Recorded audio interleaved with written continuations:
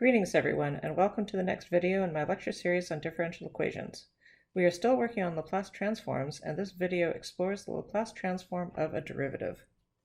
So what is the Laplace transform of a derivative? It turns out that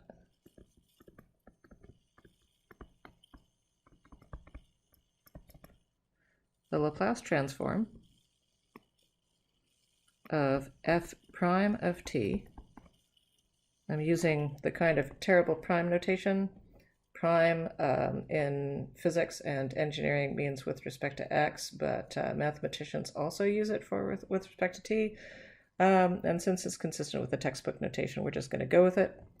It turns out that the derivative, the Laplace transform of derivative is just s times the Laplace transform of the function minus the function itself evaluated at t is equal to 0. So note that in the first term it's a capital F because that's a Laplace transform, and in the second term it's a lowercase f because that's the original function itself, the one of the function of t evaluated at t is equal to 0. So a good question to ask at this point is, why is that?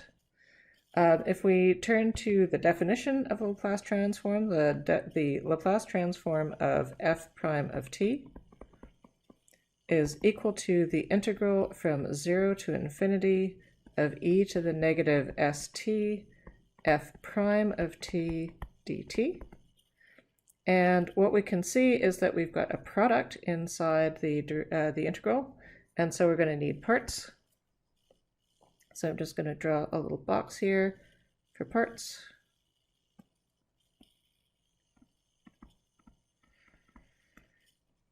And so I'm going to have d and I in my table. And a really good question to ask is which of e to the negative st and f prime of t is going to go into the differentiation versus integration column. If I take a look at the f prime of t, we don't actually want more derivatives, we want fewer. It would be great if we could have f prime of t in the integration column, and then when I integrate it, I get f of t.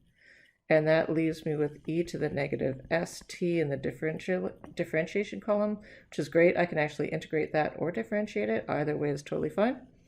And then when I take the derivative of it, I give it negative s e to the negative st. And of course, with the table method, I'm going to take the product of the first diagonal, and then I'm going to subtract the integral of the product of the horizontal here. And so when I write that out, I find that the Laplace transform of f prime of t is equal to, oh, forgot the second bracket here, is equal to e to the negative st f of t. That's the product of the first diagonal, evaluated from 0 to infinity, plus s, because we're subtracting the integral of the product here, but we're subtracting a negative, so we're going to get a positive, the integral from 0 to infinity of e to the negative st f of t dt. And a great question is, how is this better? And please note that this entire integral here is just the Laplace transform of f of t, which means that this whole thing is just equal to capital F of s. So that's handy. And then we just have to evaluate the first term. And so let's do that. Now, we can do this by substituting, taking the limit as b goes to infinity of e to the negative sb and all that sort of thing, like we did in section 7.1. I'm not going to bother. I'm just going to note that this product, the Laplace transform of f of t, only works if f of t gets large, that the product of e to the negative st times f of t still goes to 0 as t gets large enough. And so at infinity, the e to the negative st term is going to dominate. That's going to go to 0. And so the upper limit is 0, and then we subtract the lower limit. The lower limit when t is equal to 0 is e to the 0, which is 1. And then we're just going to have f of 0 here. So the first term here results in these two terms. And notice that we don't really have any functions left because f of 0 is just a number. And then our second term becomes s times capital F of s, giving us s f of s minus f naught. Make sure that you emphasize to yourself the difference between the uppercase f here and the lowercase.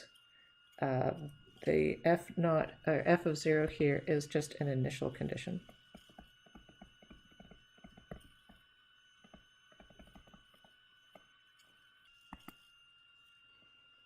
So similarly, you can find